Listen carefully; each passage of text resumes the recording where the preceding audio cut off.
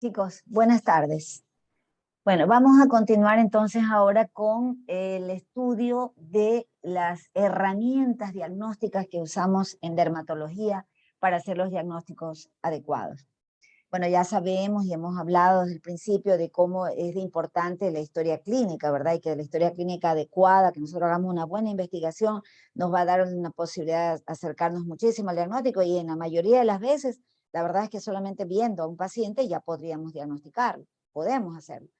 Pero a veces se requieren ciertos exámenes, como en todas las demás ramas de la medicina. Entonces utilizamos los exámenes de laboratorio como cualquiera, otra especialidad, utilizamos técnicas de resonancia, con pues, tomografías, radiografías, ecografías, toda esa serie de exámenes que utilizan todas las ramas de la medicina. Pero también existen muchas técnicas, muchas herramientas que solamente se la utilizan en dermatología, o sea, tienen realmente interés dermatológico. Y entre ellas vamos a ver justamente estas que les voy a ir presentando. Vamos a aceptar la María Belén que está entrando ahorita. Entonces, miren ustedes, son pruebas específicas para dermatología. Tenemos en primer lugar a la luz de Wood. Entonces, ¿qué es esta luz de Wood?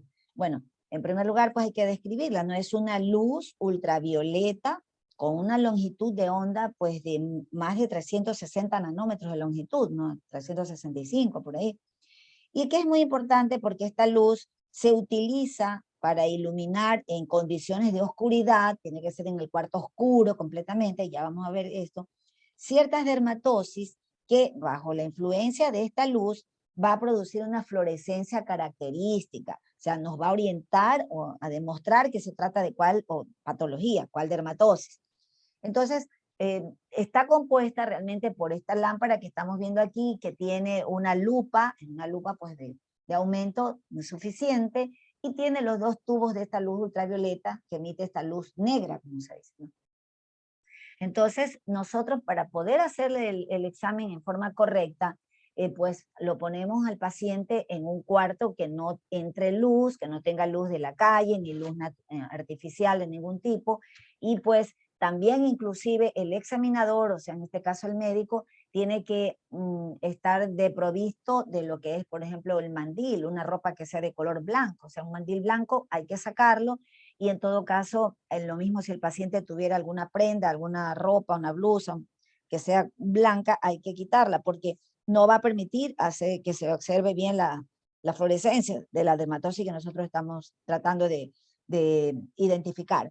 Entonces, bajo esas circunstancias, siempre aclaro e insisto a todos mis estudiantes de que debe de hacérselo en primer lugar con muchísimo respeto, cuidado chicos y chicas, por favor mucho respeto, porque a veces, como ustedes se habrán dado cuenta, hay dermatosis que están en áreas localizadas, en áreas íntimas, no digamos áreas genital, glúteas, perianal, bueno, una serie que va a necesitar que realmente haya esa confianza de parte del paciente. No olviden ustedes que nunca debe de examinarse a una chica, por ejemplo, si está sola, siempre llamen por favor a la enfermera, algún asistente que pueda ustedes ayudarle para que haya prevención de malas interpretaciones, ¿no? Porque puede ocurrir, a veces puede salir que el médico, el examinador es una persona que pues vaya a tratar de no haber el respeto que debe de haber mucho hacia el paciente,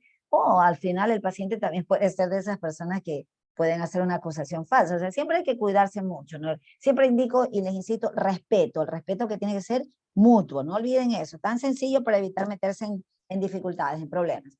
Si es un menor de edad, no olviden que jamás puede examinarse a un menor de edad si no está el adulto allí, un adulto responsable de la criatura, del menor de edad.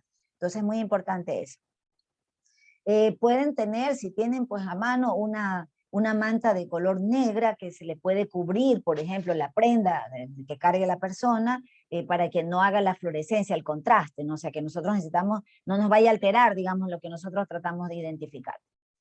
Entonces, bueno, la luz de Wood, miren ustedes que puede ser de gran utilidad, pues para hacer la identificación de las tiñas tonsurantes del cuero cabelludo, es decir, las tiñas microspóricas, que ya las estudiaremos en un momento, para ciertos hongos como la pityriasis versicolor, el eritrasma, ya vamos a ver todo esto, ¿no? Inclusive en algunas dermatosis, como el mismo vitiligo, hay algunas formas del vitiligo que cuando está originándose tiene las formas llamadas hipocrómicas, es decir, con disminución del color, disminución del pigmento, que a veces eso puede hacernos dudar. Todos tenemos claro cuando vemos a alguien con vitiligo, una mancha acrómica, una mancha blanca, decimos, ah, vitiligo, pero a veces no es tan evidente. Entonces ahí viene en ayuda la luz de Wood. Por ejemplo, aquí miren la piernita de este niño, ¿no? Aquí se observa como una leve mancha, que posiblemente es el motivo de consulta, ¿no? Que dice, bueno, le veo como una manchita blanca, pero parecería que fuera, ¿no? Pero si nosotros le ponemos la luz de Wood, miren al lado, sí ya se hace manifiesta. Dice que ante la luz de Wood, el vitiligo no se puede ocultar. Y efectivamente la vemos ahí más clara, ¿no? Toda mancha blanca, en este caso el vitiligo, pero podría ser cualquier otra mancha que sea así de tipo acrómica.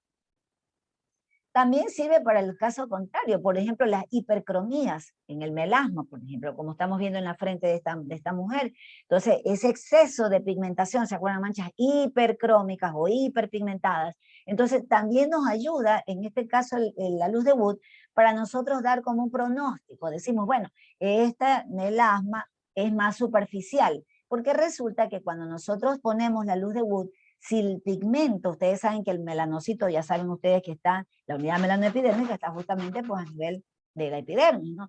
Pero a veces ocurre que el pigmento está ya absorbido por los melanófagos, acuérdense, histiocitos que se especializan en fagocitar melanocitos o melanina, y por ende esos ya no son fáciles, están en dermis, entonces no va a ser más fácil de sacarlo, va a ser un poco más complicado, de tal manera que uno dice, a ver, cuando el melasma es superficial, la mancha se hace más oscura, increíblemente, o sea, entre más superficial, más se observa en la luz de Wood, más cafecito.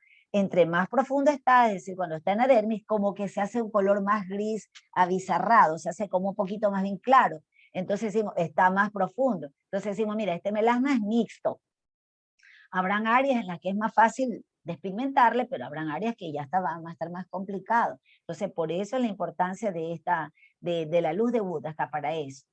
En el caso de las porfirias, miren ustedes, en este caso se hace el examen a nivel de la orina, entonces se ve, por ejemplo, la pigmentación que adquiere, en este caso la orina. La misma dermatosis como el eritrasma, miren ustedes aquí, el eritrasma, que ya la estudiaremos también, es una infección bacteriana ocasionada por Corynebacterium minutissimum y que afecta, por ejemplo, ciertas áreas como pliegues cutáneos.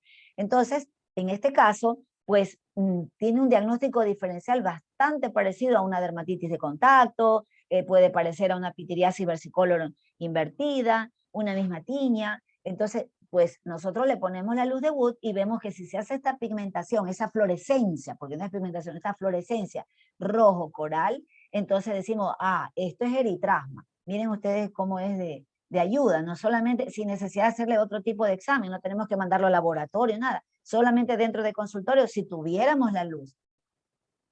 Igual, miren acá eritrasma que afecta en este caso pliegues y parecería, como les digo, cualquier otra cosa, ¿no? Parecería el caso de una dermatitis de contacto, por ejemplo, ¿no? Pero no, miren, le ponemos la luz de Wood y miren la fluorescencia que hace. Ah, rojo coral, eso es eritrasma. Entonces yo ya sé qué tratamiento le voy a dar, es una infección bacteriana.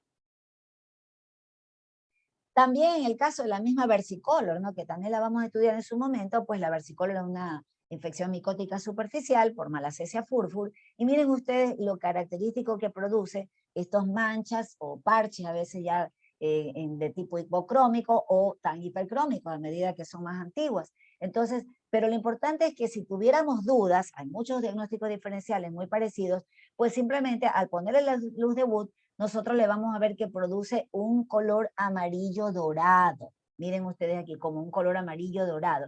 Eso es característico de la pitiriasis versicolor, ¿no? Bueno, también tenemos otras pruebas que son las llamadas pruebas epicutáneas. Entonces, en las pruebas epicutáneas, en este caso, pues es para determinar las llamadas alergias, producirlas más que nada de dermatitis de contacto, ¿no? Las dermatitis alérgicas de contacto. Entonces, se reproducen ahí las lesiones donde nosotros le vamos a aplicar la sustancia que es responsable de ese cuadro clínico. Entonces, en general, pues, se lo aplica, miren ustedes, como en los brazos, por ejemplo, en este caso en el antebrazo, aunque estas son las formas, digamos, más antiguas, ¿no? La que se utilizaba la gotita, depende mucho del pulso, de que no se vaya a ir una gotita de más. Entonces, hoy en día, estas pruebas ya se las hace directamente así, por eso se llamaron a las pruebas del parche directamente, porque vienen es unos parches, como lo dice su nombre, como unas tiras, en las que vienen colocadas ya directamente la dosis de las sustancias que se las ha catalogado como las, digamos, las que más frecuentemente producen dermatitis alérgicas de contacto, ¿no? Esa alergia. Digamos que el níquel, la misma manzanilla, bueno, un millón de sustancias ustedes saben que pueden ocasionar esta dermatitis, pero las más frecuentes ya las tienen así. Entonces se la coloca, por ejemplo, en el dorso del tronco, áreas grandes, por eso que ya prácticamente están, no tan en uso las que se ponen en el antebrazo, porque es un área muy, muy pequeño el espacio, ¿no? Pero en cambio el dorso del tronco pues es bien amplio, entonces se pueden poner tiras con mayor cantidad de sustancias sospechosas. Entonces se las ve a las 48 horas, también se las puede medir hasta las 92 horas.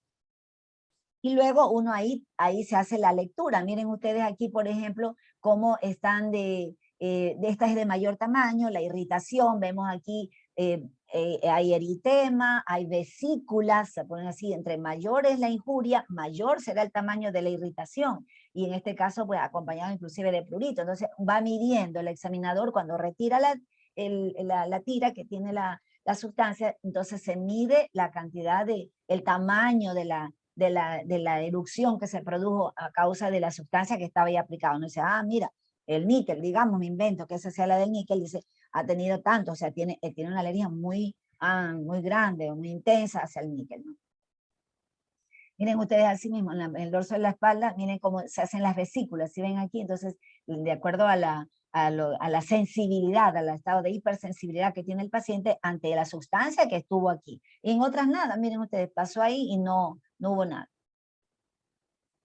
También tenemos otras que son las intradermorreacciones. Entonces, en el caso de las intradermorreacciones, esta técnica realmente es para medir el estado inmunológico que tiene el paciente ante la aplicación intradérmica de alguna sustancia, sobre todo de tipo microbiano, ¿no? Por ejemplo, también puede ser de tipo no solamente de bacterias, sino también de tipo micológico o inclusive parasitario. Es la típica del ejemplo de esta, estamos hablando al PPD, la prueba de Mantoux, ¿verdad? La que todos nosotros conocemos. Entonces, para determinar si una persona ha tenido contacto con el bacilo de Koch. Entonces, la prueba de Calmette-Guerin se llama, ¿no? Del bacilo de Koch. Entonces, simplemente pues le inyectan una cantidad, en este caso en el antebrazo, determinadas unidades del antígeno, y luego se lo miden, ¿no? A las 48 horas cuánto fue la reacción. Lo que están midiendo en realidad es la inmunidad celular, entonces lo miden el grado de la irritación, el tamaño que se produjo de la injuria. Ustedes saben que, por ejemplo, nosotros les recordaba la otra vez como en dermatología utilizamos mucho el PPD, sobre todo en tratamientos que vamos a dar para la psoriasis, cuando vamos a utilizar los anti-TNF, que son biológicos contra la psoriasis, y este medicamento lo que hace es pues justamente bloquearlo al factor de necrosis tumoral alfa. Sin embargo, ustedes y yo conocemos cómo esta citoquina, el factor de necrosis tumoral alfa, es muy importante para impedir el desarrollo de la tuberculosis, ¿no? Entonces, nosotros vivimos en un país endémico, ¿verdad? A ver, dime, Adrián.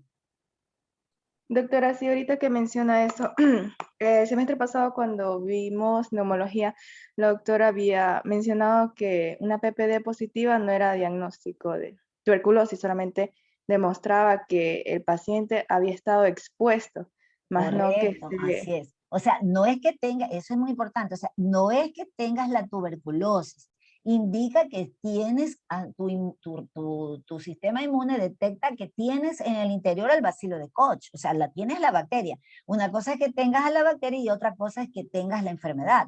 Entonces, muy importante esto porque, bien lo que está acotando justamente su compañera, lo que les había enseñado a su docente, o sea, les había resaltado.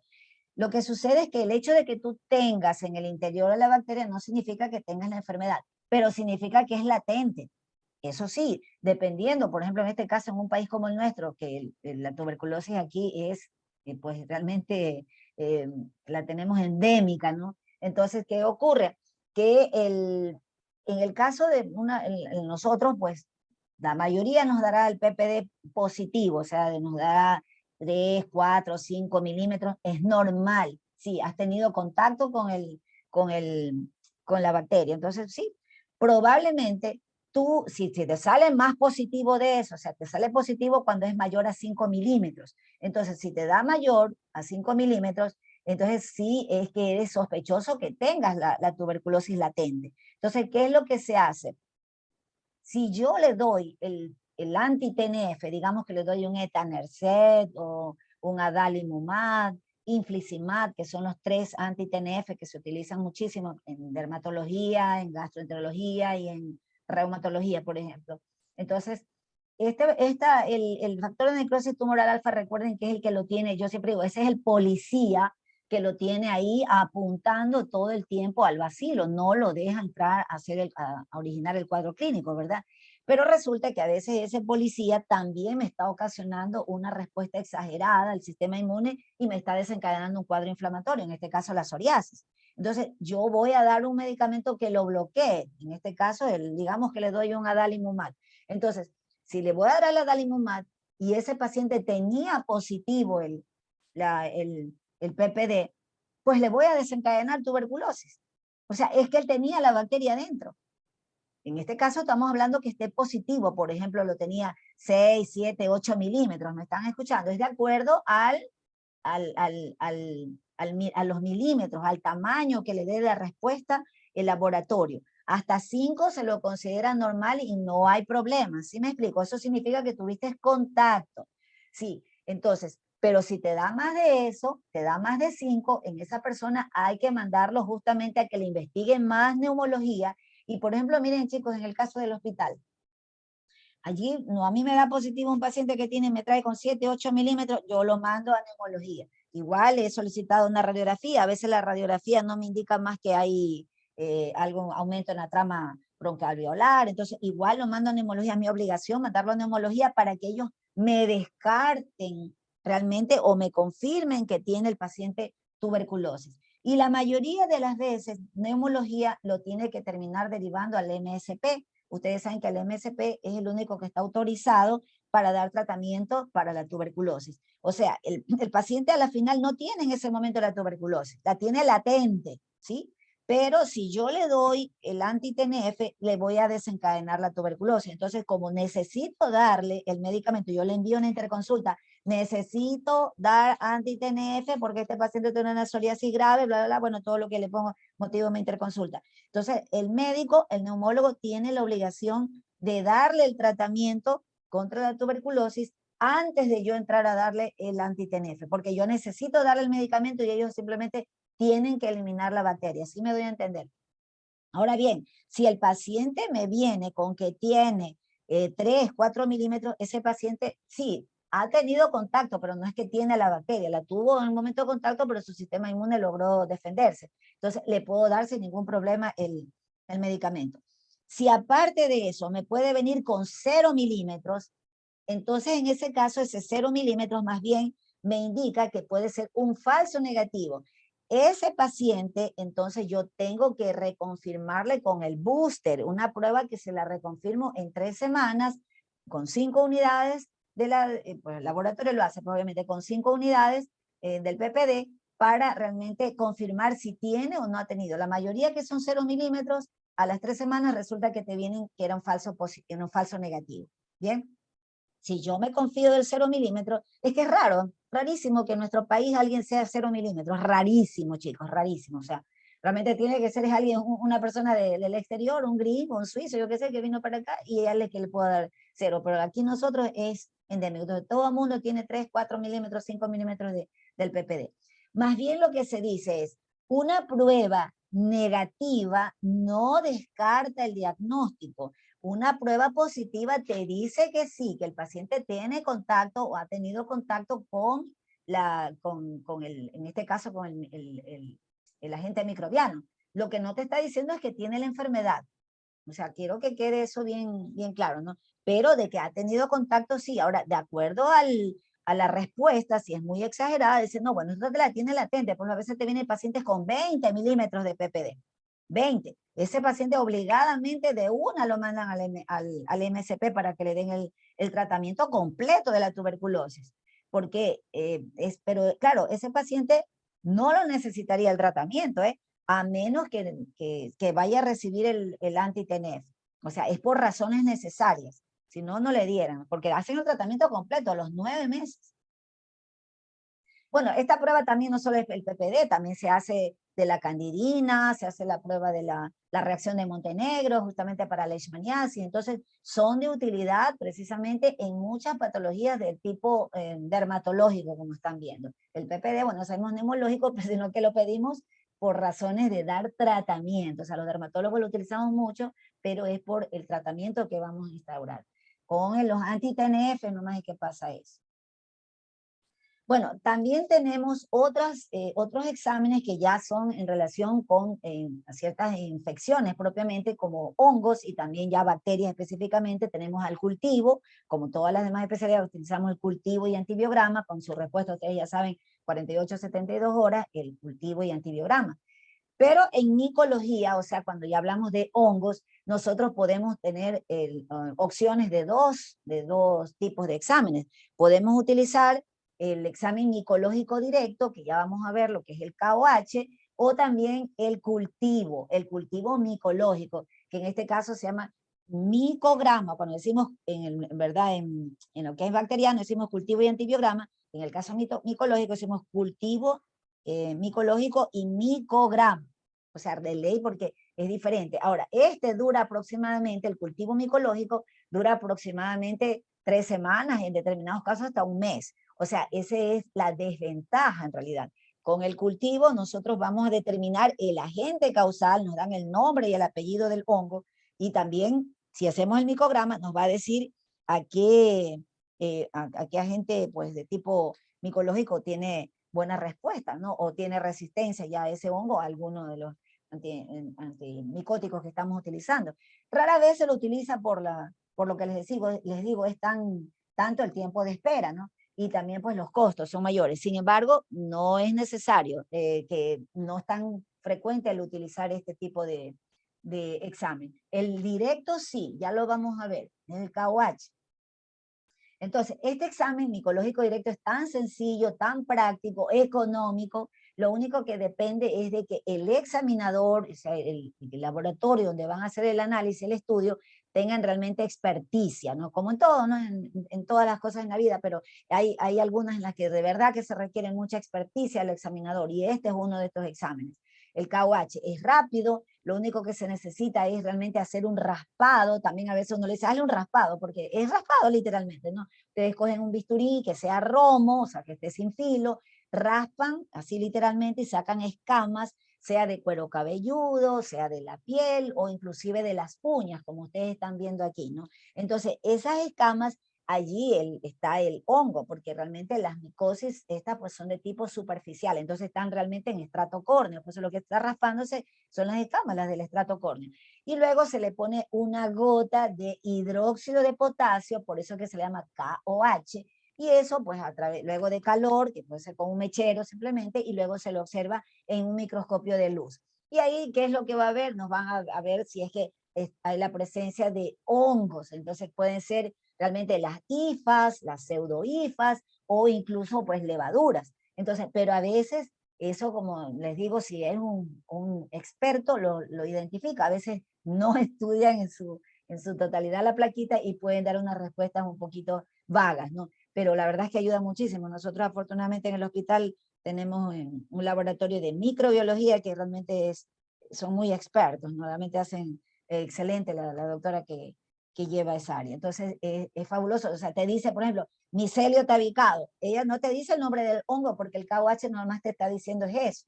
Entonces, micelio tabicado, micelio tabicado, eso es dermatofito. Ya sé que es dermatofito, ya puede ser tricofitum rurum, algo, pero yo ya sé el tratamiento que le voy a dar. Me dice pseudohifas, me dice hifas, me va orientando hasta para yo saber, esto de aquí puede ser una versicolor, lo de acá es de acuerdo a la clínica que yo también tengo, ¿no? Pero esa es la respuesta que me da.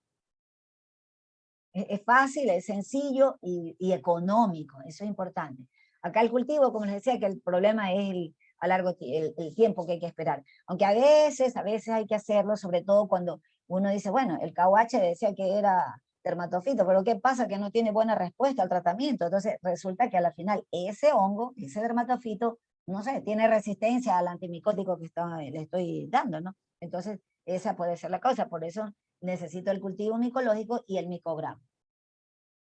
Bueno, también tenemos otras pruebas que son técnicas en realidad, ¿no? Técnicas muy sencillas dentro del consultorio, ¿no? Que es fácil tener ahí una lámina portaobjeto, así directamente una plaquita de estas, que nosotros podemos hacer la técnica de vitropresión o diascopía, como también se le llama. Tan sencillo como nosotros si sospechamos, a ver, estamos viendo este paciente, tiene unas manchas que pudieran ser púrpuras. Ustedes recuerdan que en la púrpura hay extravasación, ¿verdad? De eritrocitos.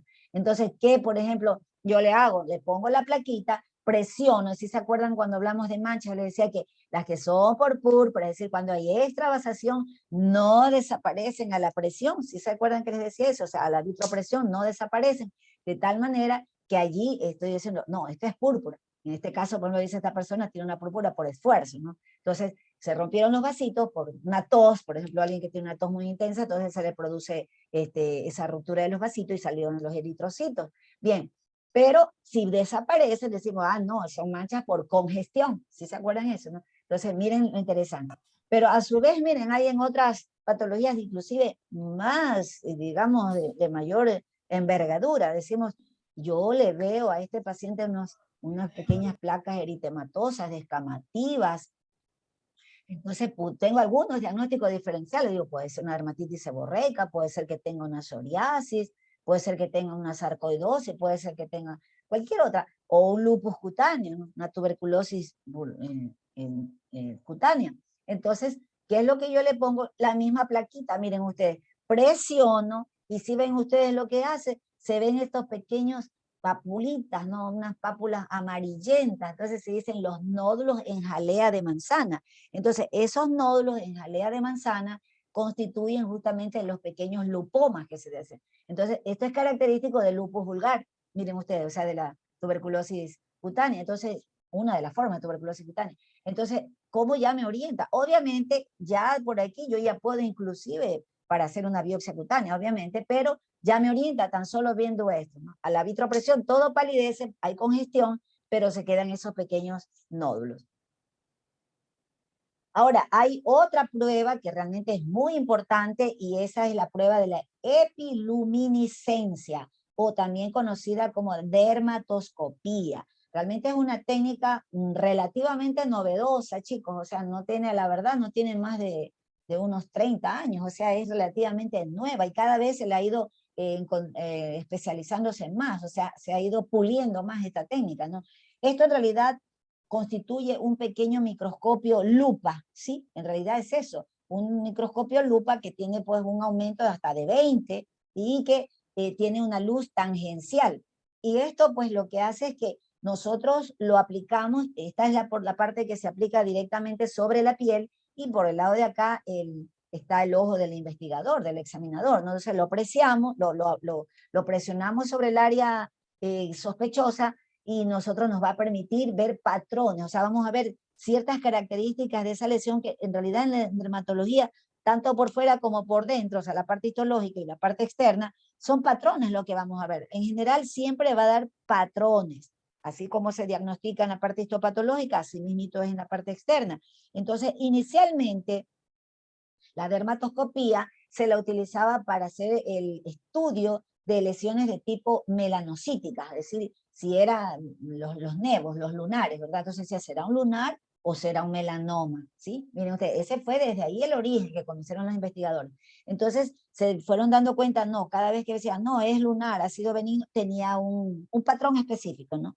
Y cambio el melanoma, otro patrón. Posteriormente se fueron dando cuenta que este Nevor, este dermatoscopio, perdón, pues también teníamos utilidad para también lesiones no melanocíticas, otros tipos de cánceres. Vieron que el carcinoma vasocelular nodular tenía tales características y siempre se repetían ciertos patrones, ¿no? Los vasitos, como eran, tortuosos, arboriformes, qué sé yo, por aquí había una mancha en velo, bueno, una serie de características que ya son específicas del estudio con este equipo. Entonces se fueron dando cuenta que se repetían, de tal manera que le encontraron utilidad para el diagnóstico también de otros tipos de cánceres, el vasocelular, el espinocelular, en el caso de las queratosis actínicas, que son lesiones precáncer, inclusive ahora hasta para, por ejemplo, algunas alteraciones del capilares, o sea, algunas formas de alopecias, alteraciones unguiales, en fin. O sea, lo que llama la atención es que este equipo ayuda mucho para hacer diagnósticos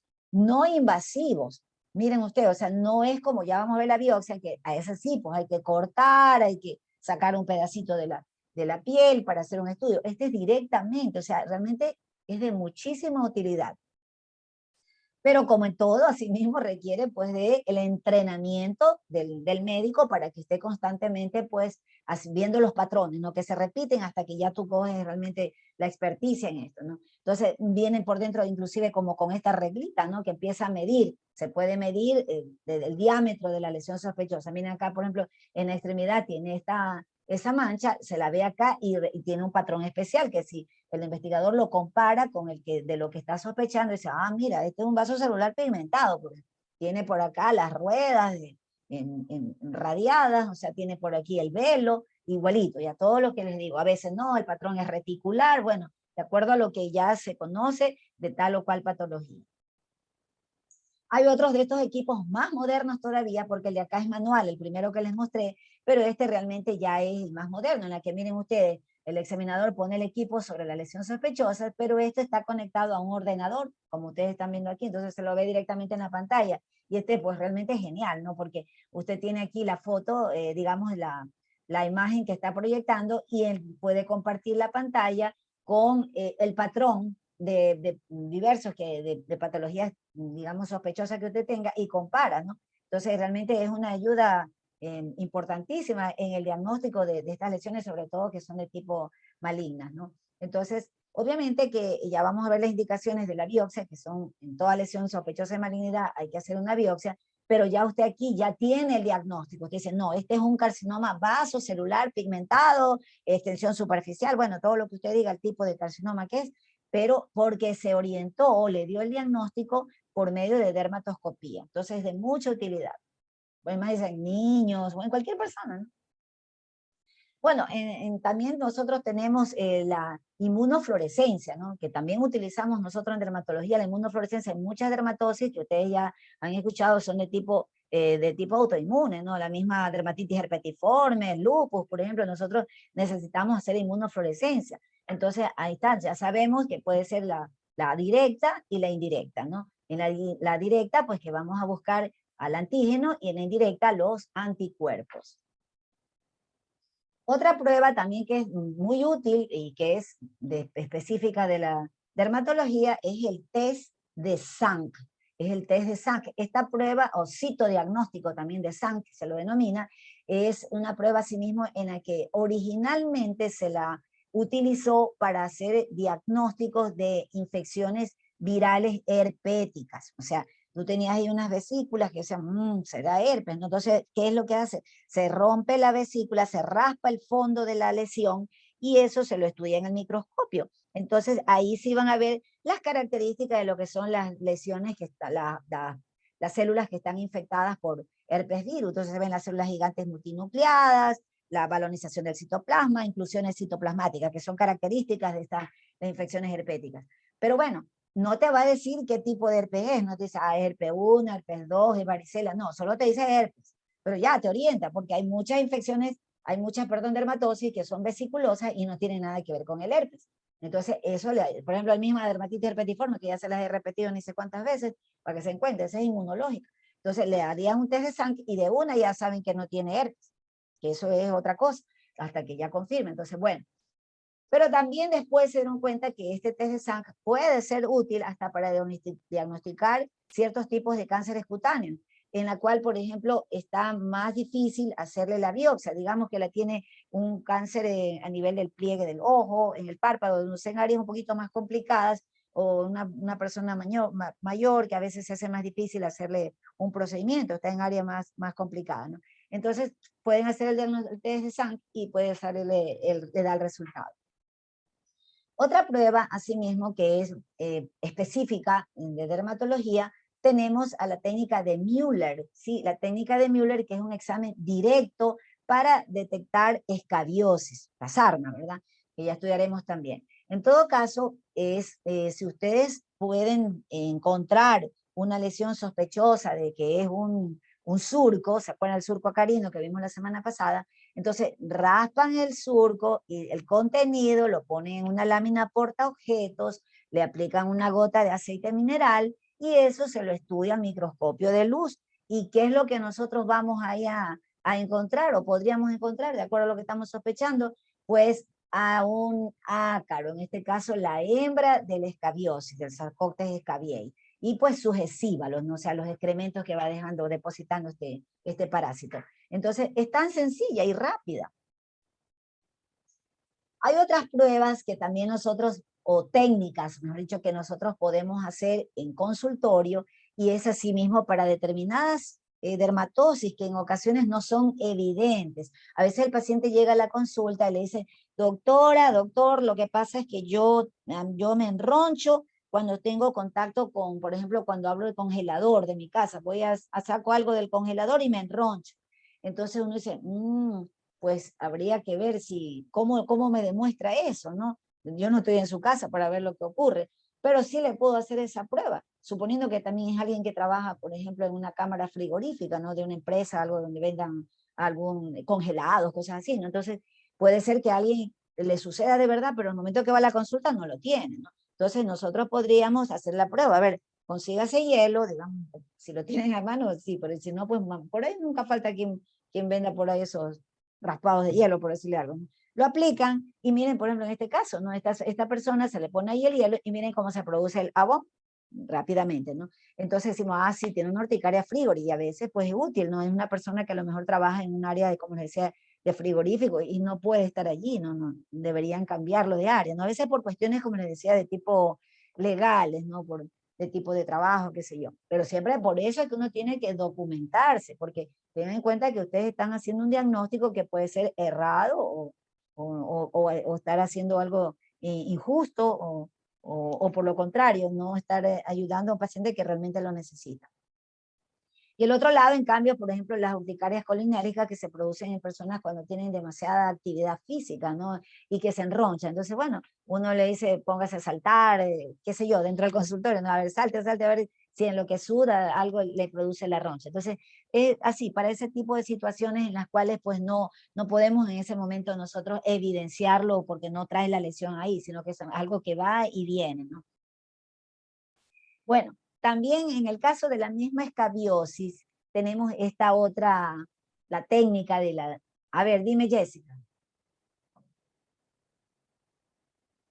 Jessica, Jessica Pérez. Se me veo tu mano elevada. Doctora, y para esa urticaria... Habla más fuerte, mamita, que casi no te escucho. Hay un poquito más.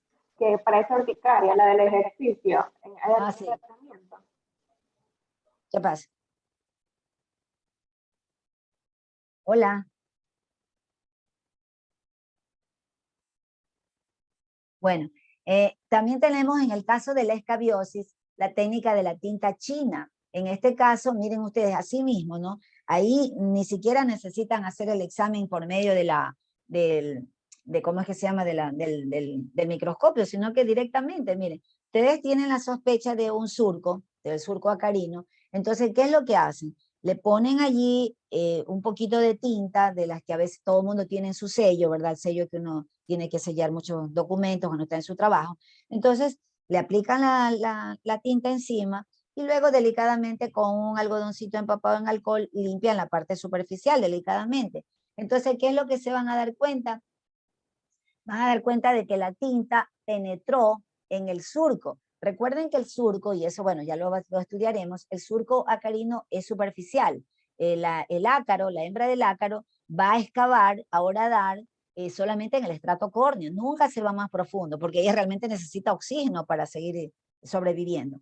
Entonces, por eso es que la tinta penetra, y cuando nosotros limpiamos con el algodoncito, la parte de afuera, sale, pero lo que entró al surco no se va, ¿sí? Entonces, aquí nosotros lo podemos ver. Obviamente, si tienen una buena lupa o tienen el dermatoscopio, se lo ve como estamos viendo aquí, ¿no? Pero en realidad lo que uno va a ver así a simple vista es una manchita así alargadita, porque el surco, recuerden que ustedes les decía que es una pápula alargada, ¿sí? Que es donde pues está el ácaro ahí, la hembra que es la que excava. Y bueno, y finalmente la prueba más importante, o una de las pruebas más importantes que siempre se ha utilizado en dermatología, que es la biopsia cutánea. Existen muchos tipos de biopsias que pueden ser realmente, utilizarse, pues la técnica puede ser por legrado, por el shave que se dice, o afeitado, la exéresis, o sea, se saca todo la lesión totalmente de que es motivo de la consulta o sospechosa, o también en uso, ¿no? Incisional, de acuerdo al tamaño de la lesión, pues sacamos una porción de ella, puede ser con mediante dos técnicas, ¿no? La técnica más común que se utiliza es el llamado del punch, o en sacabocados. El punch no es más que este aparatito que ustedes están viendo aquí, que es realmente es un bisturí, ¿no? Todo esto, este sería el mango, sino que la parte final es redonda, sí, por eso se le dice también en sacabocados, es redonda, y hay de varios tamaños, ¿no? Hay de 2 milímetros, 3, 4, 6, 8 milímetros. O sea, realmente la que se utiliza comúnmente para las biopsias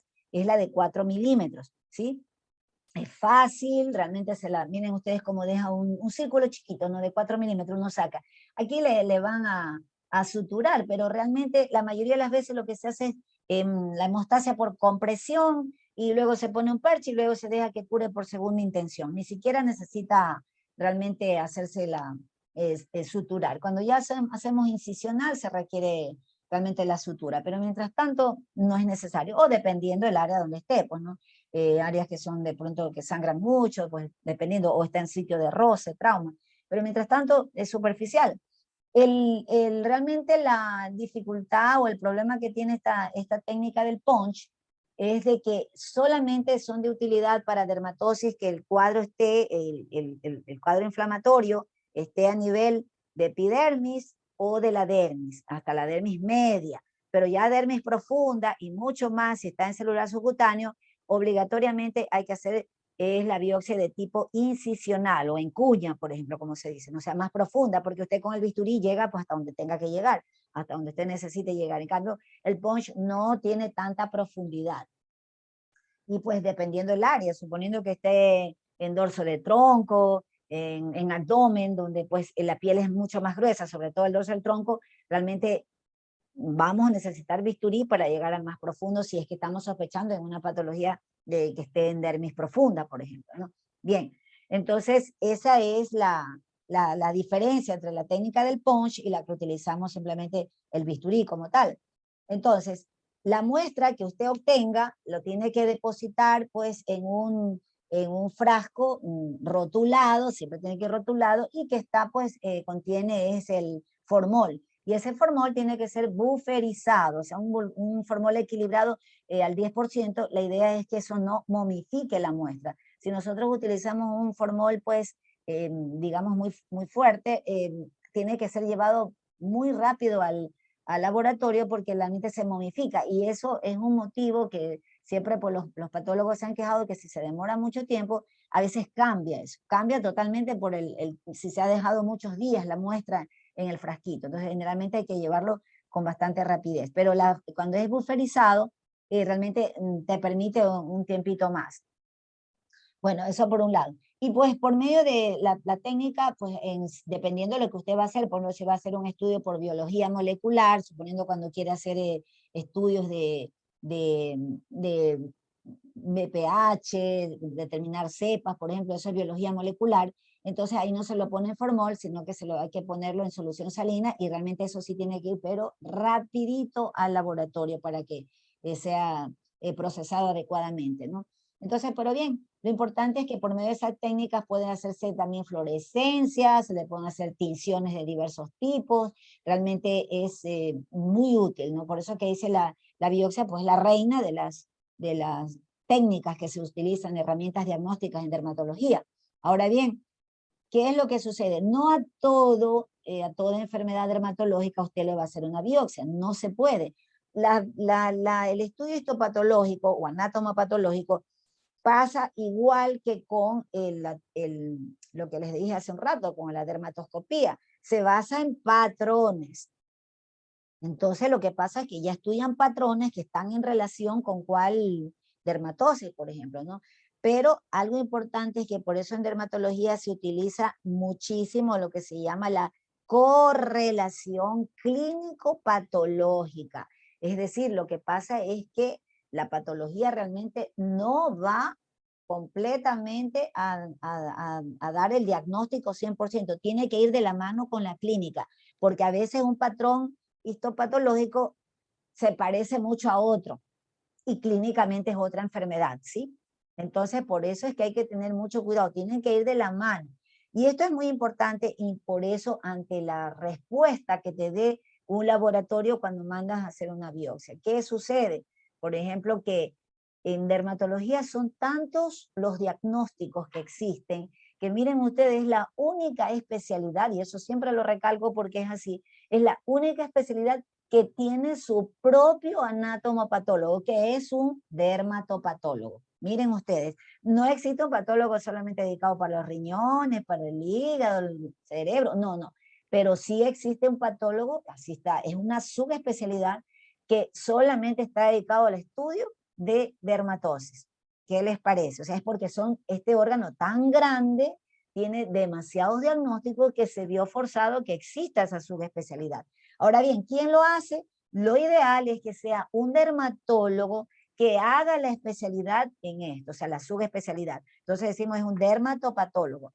A veces puede suceder que sea un patólogo general que sea dedicado al estudio de las enfermedades dermatológicas, pero tiene la desventaja en comparación con el dermatopatólogo porque él no conoce la clínica.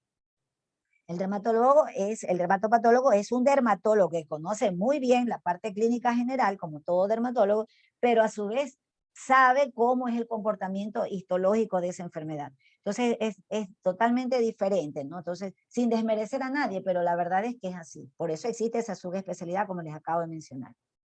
Bueno, entonces existen algunas, digamos, referencias específicas de cuándo nosotros tenemos que hacer una biopsia cutánea. ¿En qué casos? Toda lesión que sea sospechosa de cáncer cutáneo tiene que ser sometida a ese diagnóstico. Jamás usted le puede decir a un paciente, le saqué un carcinoma vasocelular y ¿dónde estuvo el estudio? No, es que yo ya lo vi, yo sabía que era. No, lo ve y dice, señor, usted tiene un vaso celular, hay que sacarlo. Usted lo saca y es su obligación mandarlo a confirmar con histopatología. Es importantísimo eso. Entonces, toda lesión sospechosa de que sea un cáncer cutáneo, en las ampollosas también, sobre todo pues la que nosotros estamos hablando, que son las ampollosas autoinmunes, entonces obligatoriamente hacerle una biopsia cutánea. Pero también a veces se pueden hacer biopsias porque usted está haciendo un estudio, un seguimiento, algo para publicación, lo que sea, o también puede hacer pues un estudio porque es obligatorio a veces para ciertos seguros, por ejemplo, ciertos diagnósticos especiales porque va a dar un tratamiento más específico, a veces medicamentos digamos que son costosos, los seguros privados que suelen tener algunas personas pues le obligan o ponen dentro de sus requisitos que sí, para poderles cubrir tal o cual tratamiento, pues tiene que ir confirmado con el diagnóstico histopatológico. Así ocurre en ciertos casos, miren ustedes. Entonces, por eso allí se justifica, pero no es que a todo diagnóstico usted le va a hacer, o sea, no lo justifica porque tengan en cuenta que va a quedar cicatriz, sí, dependiendo del lugar donde lo tenga, tiene un mayor costo, sí, y además porque, repito, las dermatosis, la mayoría de las dermatosis son de diagnóstico clínico. Entonces, en algunas se va a requerir esta técnica. Bueno, con esto que acabamos de concluir ya estudiamos todo lo que se refiere al estudio propiamente de lo que es todas las herramientas, la semiología y las herramientas diagnósticas que hay en dermatología, pero ahora ya vamos a dedicarnos ya al estudio de ciertas dermatosis específicamente, ya patologías que ustedes como médico general tienen que hacer el diagnóstico adecuado. Entonces, de las primeras que vamos a estudiar es las infecciones bacterianas. Entonces, estas infecciones bacterianas que son pues muy frecuentes, especialmente en clima tropical como el nuestro, por en el mundo entero, pero aquí especialmente, entonces son muy frecuentes y ustedes tienen que hacer el diagnóstico y el tratamiento apropiado. Primero vamos a recordar que existe la llamada el microbioma, ¿verdad? El microbioma cutáneo, que está compuesto no solo por bacterias, sino que está también compuesto por virus, por hongos, arqueas, tanto a nivel de la cavidad oral, que ustedes lo conocen muy bien, muchas bacterias que hay a nivel de la cavidad oral, a nivel del tubo digestivo, pues especialmente a nivel intestinal, entonces hablamos del microbioma o la microbiota, que se le dice la microbiota intestinal, y en el caso del sexo femenino, inclusive pues a nivel del canal vaginal, ¿no? Entonces, que haya realmente un equilibrio de esas bacterias, o sea, digamos, de ese microbiota, porque les repito que no solamente son bacterias, entonces ese equilibrio va a determinar que haya, en el caso de la piel, un estado de que una piel esté sana. Realmente, increíblemente, interviene en eso, en un estado de que esté de salud de la piel. Cuando se produce alteración de ese microbioma, van a producirse justamente algunas patologías, en este caso infecciosas, o en relación también con enfermedades tipo inmunológicas, alérgicas, como por ejemplo la dermatitis atópica. Entonces, ahora bien, entonces existe siempre ese microbioma que es la llamada flora residente. Entonces son esa flora que está ahí siempre, que es de protección. Pero en ocasiones encontramos flora transitoria, como la que estamos viendo aquí, es decir, que aparece en ciertas ocasiones y cuando aparece va a ocasionar patología, va a ocasionar enfermedad. Entonces, dentro de la parte bacteriana tenemos bacterias que son los cocos gram positivos, tenemos al estreptococo betemolítico del grupo A, también tenemos a Staphylococcus aureus y algunas del género Neisseria. Y de la flora fúngica, cada vez que nosotros encontramos a Candida albicans, siempre sabemos que es patógena. Cuando la encontramos en piel, sabemos que Cándida la vamos a encontrar a nivel del intestino, a veces también en cantidades mínimas en el canal vaginal, del caso del sexo femenino, ¿no? Pero en piel siempre va a estar ocasionando enfermedad. Vamos a ver entonces una clasificación de estas infecciones bacterianas de acuerdo al sitio donde estén afectando. Entonces se las divide prácticamente exactamente en dos grupos. Vamos a ver especialmente, en primer lugar, las que producen afectación directa, o sea, es la misma bacteria la que la va a ocasionar el problema, está en la piel, en este caso o en los anexos, y entonces decimos por afectación directa de la bacteria, sea en piel o en los anexos. En piel, entonces vamos a estudiarlo poco a poco, vamos a estudiar al impétigo, al ectima, erisipela, la fasciitis necrotizante. Esto es directamente la bacteria en piel. Pero también puede ser que está afectando a los anexos. En este caso puede ser uñas o el folículo piloso. Entonces, cuando es a nivel de las uñas, entonces vamos a hablar de paroniquia, cuando hay afectación de todo el aparato unguial, o panadizo, cuando es solamente los pliegues. Entonces ya vimos el otro día cuando estudiamos las afectaciones de las uñas, ¿sí recuerdan eso, no? Entonces el panadizo que inclusive sale hasta una gotita de pus. Y cuando afecta al folículo piloso, entonces hablamos de, puede ser foliculitis, a otras que son de mayor tamaño, que ya son nódulos inflamatorios como la furunculosis, y el anthrax, también conocido como carbunco, que ya estudiaremos esto. Ahora bien, esto aquí, como les decía, la bacteria está ahí. Tú le haces un cultivo y ahí está la bacteria.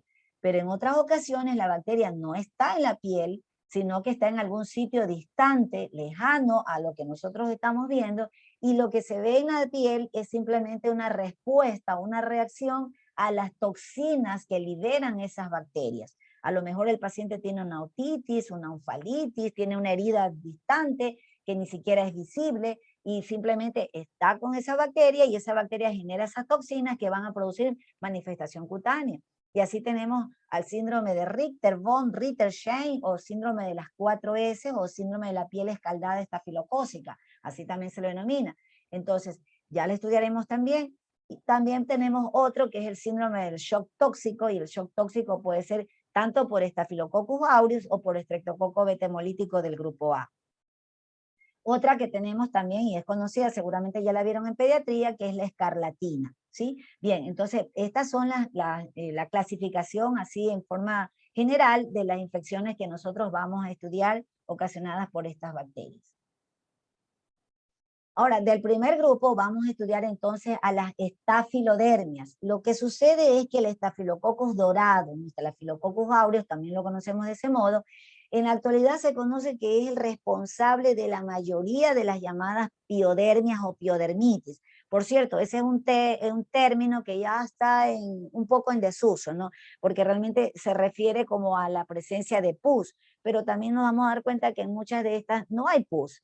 O sea, hay un proceso inflamatorio, puede haber ampollas, pero no siempre va a haber pus. Pero hace muchos años atrás, cuando se acuñó el término, pues se lo relacionó, ese término se le decía piodermitis, ¿no? Entonces, bueno, afecta piel, pero en algunas ocasiones puede haber también septicemia, ¿no? Bien, algo importante a destacar que esta bacteria, que ya vimos que es parte de la flora transitoria, o sea, no debería estar en la piel en forma constante, entonces vamos a encontrar que hasta en un 20% de la población aparentemente normal sí está como residente en forma persistente a nivel de fosas nasales y incluso en un 60% de las veces en forma intermitente, o sea, pacientes que va y viene, o sea, siempre están reinfectándose con esta bacteria, ¿no? Pero lo curioso es que a veces están en forma asintomática, o sea, ni siquiera tienen síntomas de nada. También podemos encontrar lo que puede estar en el periné, estar localizado ahí, colonizándolo. Todos estos cuadros se ven generalmente en personas que tienen antecedentes de atopía.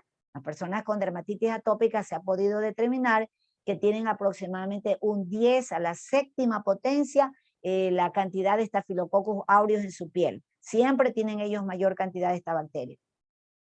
Bien, ahora, ¿qué es lo importante de esto que estamos hablando aquí? Porque estas personas son los llamados portadores asintomáticos, ¿verdad? Entonces son portadores nasal o perineal que siempre van a estar ocasionando infección. Entonces puede ser un personal sanitario, el médico, la enfermera, alguien que cuida, por ejemplo, frecuente esto en el caso de, se daba muchísimo el caso de los cuneros, ¿no? Estaban los bebitos recién nacidos, entonces si había un personal sanitario y era el responsable de que estaba constantemente habiendo pequeñas epidemias dentro de los cuneros, ¿no? Entonces porque había un portador nasal asintomático, ¿no? Bueno, perineal difícil en esa área, pero podría ser una persona que a lo mejor iba al baño y no hacía una buena higiene de las manos, ¿no? Entonces es muy importante esto porque ocasionan cuadros realmente a nivel de infección, a nivel de los niñitos del cunero. El cuadro clínico que nosotros vamos a estudiar y que es muy frecuente ocasionado por estos cocos gram positivos, tenemos es al impétigo. Entonces, ¿qué es el impétigo? Una infección bacteriana superficial que hasta en un 90% de los casos es ocasionado por Staphylococcus aureus o actúa también el estafilococo como un contaminante. Es decir, 90% de las veces de un impétigo va a estar ahí interviniendo estafilococo. En un 10% estará el estreptococo betamolítico del grupo A en forma pura. Es decir, que si ustedes se dan cuenta, la mayoría de las veces que nosotros tengamos a un paciente con impétigo, es importante que recordemos esto porque sabemos que, por ejemplo, el estafilococcus dorado no tiene buena respuesta a la penicilina, lo que afortunadamente sí sigue siendo así con el estreptococo. Entonces, pero si yo digo, esto puede ser por estreptococo, pero me olvido que este puede ser el agente causal, pero el estafilococo está como contaminante, de tal manera que le doy la penicilina, pero al final no le va a hacer nada al estafilococo. Entonces debo pensar en un tratamiento que le dé a las dos bacterias, ¿sí? Ahora, dentro del impétigo nosotros tenemos que recordar de que existen dos situaciones. El verdadero impétigo, que es decir, es la lesión primaria, ¿sí? Estaba la piel indemne, estaba sana y de repente apareció una lesión, ese es el impétigo. Pero hay un término que se denomina impetiginización, que equivaldría a lo que sería algo secundario. Entonces, había una lesión primaria por cualquier causa, un trauma, una herida, algún problema que hubo una alteración en la solución de la continuidad de la piel y se contaminó con bacterias. Entonces se produjo una impetiginización, una herida impetiginizada, una quemadura impetiginizada, ¿sí? O sea, no es lo mismo, porque este es primario y de acá hay dos patologías. Y es importante porque al momento que nosotros vamos a dar tratamiento tenemos que pensar en la lesión que da origen y que ahorita a su vez está contaminada con bacterias. O sea, tendríamos que dar un tratamiento para ambas situaciones, ¿no? Bueno, entonces vamos a ver en primer lugar al impétigo, que es ocasionado en que puramente por estafilococo, es decir, es solo una estafilodermia. Y en este caso se la denomina limpétigo ampolloso, porque cuando nosotros vemos en una ampolla y que estamos hablando que es infecciosa, pensamos rápidamente que el agente causal es Staphylococcus aureus. ¿Qué es lo que va a producir? Esta bacteria va a producir unas ampollas flácidas con un interior, tiene pues un líquido ceroso, amarillento, como vamos a ver acá. Miren ustedes, y que es como les decía, es flácida, porque es superficial. Realmente la ampolla se origina máximo en el estrato de células espinosas o granuloso, máximo hasta ahí. Lo que pasa es que la bacteria, este estafilococo, pues libera una toxina exfoliatriz, entonces va a producir el desprendimiento de actúa sobre la desmogleína 1. ¿Se acuerdan ustedes cuando hablamos de los desmosomas? Los desmosomas, esas plaquitas de unión que hay entre los queratinocitos, ¿verdad? Los mantienen unidos los queratinocitos entre sí, y que ahí está el antígeno del pénfigo. ¿Recuerdan eso? Que se los dije bastante en las primeras clases. Bueno, pues estos desmosomas, uno de sus componentes es la desmogleína 1. Entonces, esa toxina de este impétigo justamente actúa sobre esta proteína, que es una proteína. Entonces, produce daño del desmosoma y por ende los queratinocitos se separan y dan lugar a la formación de estas ampollas. Pero son superficiales, por eso es que son flácidas. Ustedes se dan cuenta aquí como no son tensas, sino que son sumamente flácidas. Ese es el impétigo ampolloso. Doctora, una pregunta. Dime.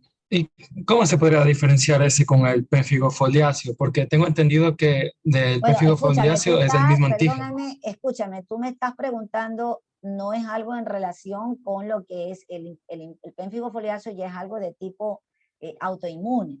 Entonces, yo les dije hace un rato que las enfermedades autoinmunes y ampollosas nosotros tenemos que hacer el examen, en primer lugar, bueno, aquí el Nikolsky positivo, pero eso ya hay que hacer exámenes de tipo biopsia, la biopsia cutánea.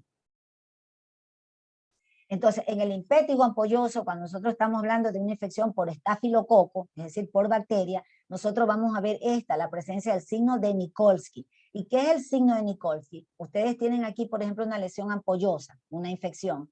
¿Qué es lo que yo hago? Aquí yo hago y presiono al lado de la piel, le presiono y se va a producir un desprendimiento. Sí, se desprende, como que se despega. Realmente la imagen que yo les traje acá es un poquito... no pertenece propiamente a lo que es a un impétigo ampolloso, pero solamente es para ver que existe realmente la presencia del signo de Nikolsky, que lo que miren ustedes, aquí el examinador está haciéndose presión, simplemente hace presión y se ven cómo se despega, ¿sí ven cómo se desprende con facilidad? Entonces, esa es la diferencia realmente con otros tipos de patología en la cual no se desprende con tanta facilidad. Realmente no es tan sencillo de desprendérsela, ¿no? Aunque basta que sea superficial, realmente es más fácil de desprenderse que cuando son más profundas. Siempre, inclusive el mismo pénfigo, las lesiones son de tipo más superficiales que si fuera, por ejemplo, en el penfigoide, que yo les hablaba la otra vez.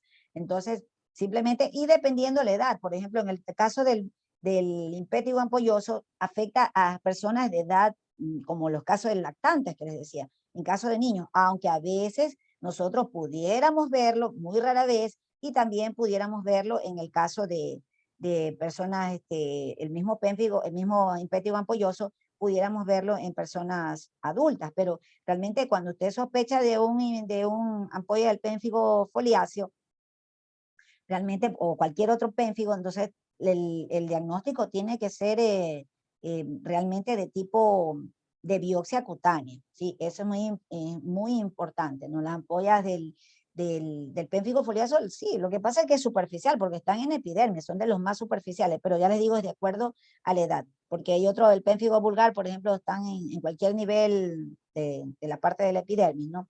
Entonces, y el pénfigoide que es más profundo, como les decía. Aquí, por ejemplo, miren ustedes en adultos, como les decía, que se puede presentar el impétigo ampolloso, pero sobre todo tiene el antecedente, por ejemplo, que es una persona que tiene una alteración de su sistema inmune, por ejemplo, o inclusive tienen tienen alteración, perdón, de la parte tienen enfermedad renal crónica, porque realmente no pueden eliminar la toxina, que se elimina justamente a través renal, a través de la vía renal. Entonces, otra situación es que podría presentarse en personas inmunodeprimidas, ¿no? Entonces, eso es lo importante para nosotros sospechar de un impétigo ampolloso que sea en un adulto, pero generalmente, repito, es en lactantes porque todavía no tienen su sistema inmune muy desarrollado. También acá tenemos, por ejemplo, miren ustedes, esta imagen que nosotros estamos viendo aquí, por ejemplo, es de un impétigo, ¿no? Pero si ustedes se dan cuenta, ¿se acuerdan cuando hablamos del término que era, el término que les decía, zosteriforme? ¿Se acuerdan cuando hablábamos del patrón de disposición? Como que imita bastante a un zóster, ¿sí ven? Está como localizado en un solo lado, pero realmente es en una imagen nomás, o sea, está como zosteriforme, o sea, tiene el aspecto, pero son ampollas, como ustedes están viendo, son de mayor grado que lo que ya cuando estudiaremos lo que es zóster, que son vesículas básicamente, ¿no? Entonces, pero imitan, es un patrón zosteriforme que está teniendo este impétigo ampolloso, pero digo, es raro porque en adultos no se ve. Entonces, igualito, el pénfigo foliáceo que estaba preguntando a su compañero, es raro verlo en niños, mientras que es uno, por eso que le decía, en dermatología, como en cualquier parte, en cualquier rama de la medicina, existen también en la historia clínica que nosotros tenemos que determinar hasta la edad del paciente. Y en este caso, todas esas ampollosas autoinmunes, el diagnóstico definitivo es por biopsia cutánea. Acá miren ustedes algo, es que realmente la del impétigo ampolloso es sumamente flácida y siempre nosotros vamos a ver cómo las ampollas se vuelven así demasiado fácil, están realmente más que nada en el estrato granuloso, más superficial. Entonces vemos cómo tiene ese líquido ceroso que se vuelve inclusive turbio y bueno, en determinados casos algún autor le dice como purulento, ¿no? Pero realmente es turbio y la ampolla es sumamente flácida, se dice las ampollas mitad y mitad, como nosotros estamos viendo aquí. Y bueno, también ahí entran los diagnósticos diferenciales, por ejemplo, con el pénfigo neonatal. El pénfigo neonatal no es común, solamente que es raro asimismo verlo, pero ¿en qué caso? En mujeres, en este caso la mamá ha tenido el antecedente de pénfigo, entonces ya bueno, sospechamos que la criatura puede ser, está teniendo eso. Entonces se hacen los estudios adecuados, inclusive anticuerpos, miren ustedes, de la IgG1, o inclusive en este caso una biopsia cutánea, o sea, en este caso por el antecedente de la madre. También, bueno, el mismo pénfigo, ¿no? Entonces, bueno, es raro, como les decía, no es tan frecuente, mejor dicho, el impétigo ampolloso en un adulto y el pénfigo, en cambio, no es muy frecuente en un niño. Entonces, si es un adulto, pero tiene eso, y podría ser, ¿no? Está haciéndome un impétigo ampolloso si encima cursa con enfermedad renal crónica, por ejemplo, no es diabético, con enfermedad renal crónica, puede estar teniéndolo, ¿no? Entonces, ya sospecho, pero obligadamente le tengo que hacer una biopsia cutánea. Ahí entra la biopsia. Lo mismo el caso del penfigoide, ya sabemos que el penfigoide, la ampolla está bajo, justamente está en los hemidesmosomas, entonces es más profundo. Asimismo, el penfigoide tampoco es muy frecuente en un lactante, o sea, es raro, pero ya sabemos que en medicina 2 más 2 no es 4, por eso existen los estudios que nosotros, con el cual podríamos confirmar. Y bueno, miren que en cambio el penfigoide ampolloso es más frecuente en un adulto, sobre todo en adultos mayores, ¿no? Y en este caso, pues la ampolla es muy tensa, ¿no? Es muy tensa porque, ¿se acuerdan que yo les decía que entre más superficial justamente es más flácida? Por eso es que la del impétigo ampolloso es sumamente flácida porque está más que nada en el estrato granuloso o en las últimas capas del estrato espinoso. Recuerdan que esas son múltiples capas, ¿no? Entonces, pero esta está debajo, está en los hemidesmosomas, la unión dermoepidérmica. Por eso estas son como más tensas, más templaditas, no se rompen con la misma facilidad que las superiores. Un diagnóstico diferencial con el que nosotros también debemos de hacerlo es con las quemaduras por ampollas, las ampollas por quemaduras. En este caso, por cualquier causa, ¿no? Puede ser que le cayó un líquido agua hirviendo, por descuido, por el caso de niños, ¿no? Que en este caso es muy importante que ustedes lo tengan presente porque puede suceder que hubo un descuido, ¿no? El maltrato infantil que se dice, ¿no? O las mismas quemaduras solares, ¿no? Puede darse el caso de eso, entonces uno tiene que hacer la prueba. No olviden el Nikolsky, que es muy frecuente en el caso del impétigo ampolloso, es sumamente frecuente, y en este caso, pues de acá, el caso de la historia clínica, ¿no? Pero a veces hay que hacer estudios, ¿no? Cultivos, si es que hay la posibilidad de que el niño haya tenido maltrato infantil. En la dermatitis herpetiforme, que ya saben, ¿no? Entonces este tipo de lesiones, pues que son muy pruriginosas, eso es muy importante, es muy pruriginosa, que están agrupadas, entonces bueno, pero hay que tener, ya sabemos la relación que tiene con esta enfermedad celíaca, pero ya saben, esto de aquí, de ley hay que hacer un estudio, una biopsia, y hay que hacer inmunofluorescencia, bueno, todos estos estudios cuando yo esté sospecha de que se trata de esta enfermedad. El prurigo también, mire, hay gente que es tan alérgica, ustedes se van a topar pacientes que tienen demasiada hipersensibilidad a la picadura de insectos, por ejemplo, de mosquitos, de lo que sea, que llegan a hacer estas lesiones, miren ustedes, le pica, no sé, mosquitos, pulgas, lo que sea, y tienen esta reacción de hipersensibilidad. Entonces, inclusive hay pruebas que ahora se hacen, pruebas alérgicas, en la cual se puede ver si es que la persona tiene alergia a la picadura al mosquito, pues si tienen alergia a la picadura de mosquito. Entonces, producen este tipo de lesiones así vesiculosas y a veces hasta francamente ampollosas.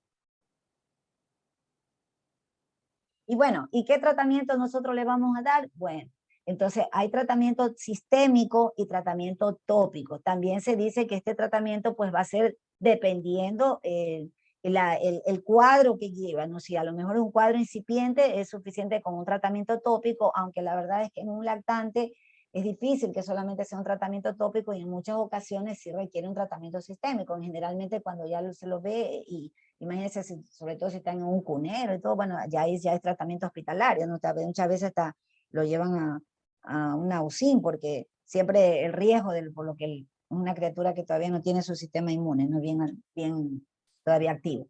Entonces, bueno, lo clásico que se utiliza ya en un lactante mayor, dicloxacilina, una dosis de 30 a 40 miligramos por kilo de peso, repartido en 4 dosis. Esto lo encuentran ustedes a nivel público, tanto la dicloxacilina, o sea, está a nivel del cuadro básico de medicamentos, y la cefalexina, igual la misma dosis, siempre repartido en 4 dosis. Siempre 7 días. No olvidar de que tiene el inconveniente, y ustedes lo conocen mejor por farmacología, de que estos medicamentos, todo medicamento tiene una vida media, ¿verdad? Un tiempo de vida media, de tal manera que uno tiene que procurar insistir al familiar, a la persona cuidador del enfermo, de que tiene que darle a la hora que corresponde, de lo contrario va a haber una falla en la respuesta, ¿no? Entonces 7 días es suficiente. Otro que no está en cuadro básico, pero que, por ejemplo, particularmente, chicos, a mí me gusta mucho y se los transmito porque es de fácil utilización, es el cefadroxilo. Entonces, el cefadroxilo, asimismo una dosis de 30 a 40 miligramos por kilo día, tiene la ventaja de que solamente lo das 2 dosis. Entonces, es fácil a veces decirle a la mamá o al cuidador que le da, no sé, 7 de la mañana, 7 de la noche. A veces las personas trabajan, no tienen con quién dejarlo al cuidado, una persona lo dejan al cuidado al hermanito mayor, qué sé yo. Entonces, es bueno que podamos darle esa posibilidad, ¿no? Pero bueno, en cambio esto no está en cuadro básico, por lo tanto no hay a nivel público. Entonces, por eso insistir, cuando vamos a darlos de acá, insistirle que hay que darle tantas horas, si no, no va a tener buena respuesta. Le insistimos eso al familiar, ¿no? Bueno, en el caso que tenga alergia a los derivados de la penicilina, pues se utiliza la eritromicina, ¿no? Así, una dosis de 30 miligramos por kilo de peso, repartido asimismo en 4 dosis. Las sulfas, en el caso de que no pueda recibir ninguno de estos medicamentos, se puede utilizar la sulfa, el cotrimoxazol, que se denomina así, a una dosis de 8 a 10 miligramos por kilo día, asimismo 2 veces al día durante 7 días.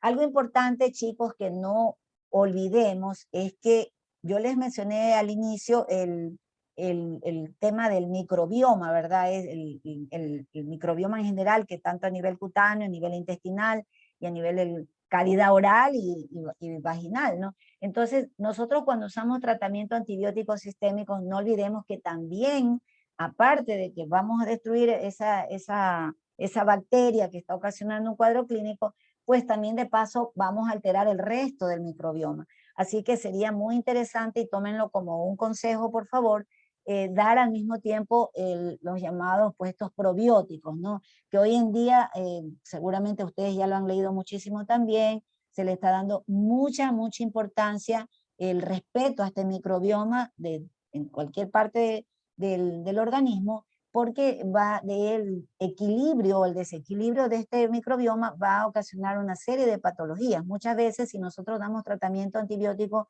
en forma indiscriminada, pues solemos producir ese desequilibrio que se manifiesta, por ejemplo, con diarreas, ¿no? Diarreas por levaduras, por cándida, por ejemplo, ¿no? Porque recuerden que las otras bacterias, las bacterias beneficiosas, estas bacterias en cambio protegen del desarrollo de estas levaduras, de estos hongos. Entonces, como no hay flora protectora, se van a desarrollar más estos hongos y ocasionan muchas veces esas diarreas por cándida. Entonces hay que estar con mucha precaución al respecto, ¿no? Lamentablemente eso tampoco no está a nivel de cuadro básico, pero a veces es cuestión de que uno pueda explicarle a la persona que trate de equilibrar eso, ¿no?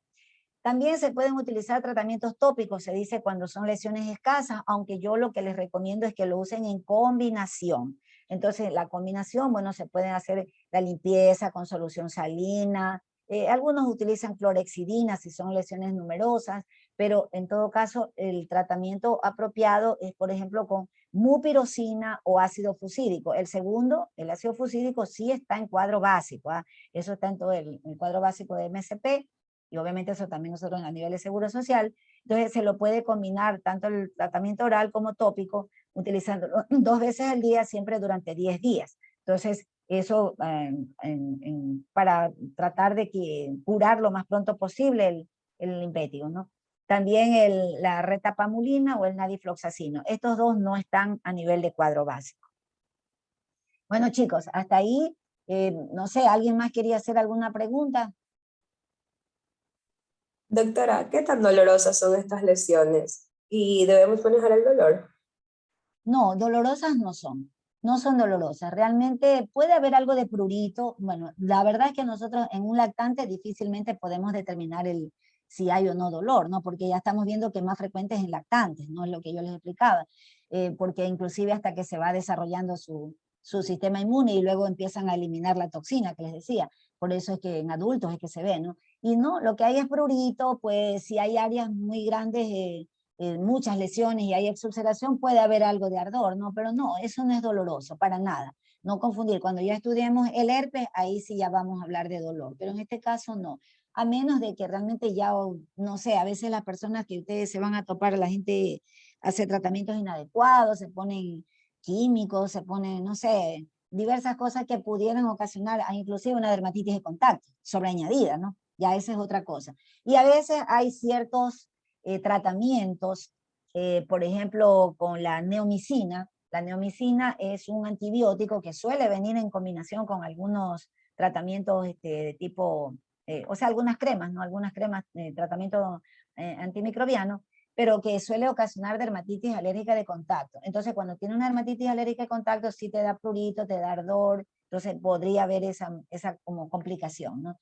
Pero en este caso sería por el medicamento. Ahora, en cuanto a lesiones postinflamatorias, lo único que puedes encontrar es manchas postinflamatorias que luego involucionan. Recuerden que es superficial. Les estoy diciendo que máximo se queda en estrato granuloso o la primera, digamos, la última capa del estrato espinoso, pero no baja más. Por lo tanto, no va a dejarle cicatriz. Sí, eso es muy importante. Entonces, no hay dolor, nada que ver. ¿Sí, alguien más? Doctora, yo le quería preguntar antes que si para la urticaria por el frío y la del ejercicio había algún tratamiento. ¿Qué? ¿Qué cosa, perdón? Para la urticaria por frío y el ejercicio que usted mencionó, si había tratamiento. Por supuesto, toda enfermedad tiene tratamiento, pero bueno, esta clase no es motivo para dar tratamientos, pero en todo caso sí, hay opciones, obviamente que sí. Lo ideal es que, yo lo que les puedo decir una cosa, las enfermedades, la urticaria es una enfermedad de tipo inmunológico, de toda enfermedad autoinmune tiene un origen bastante más amplio que sería motivo de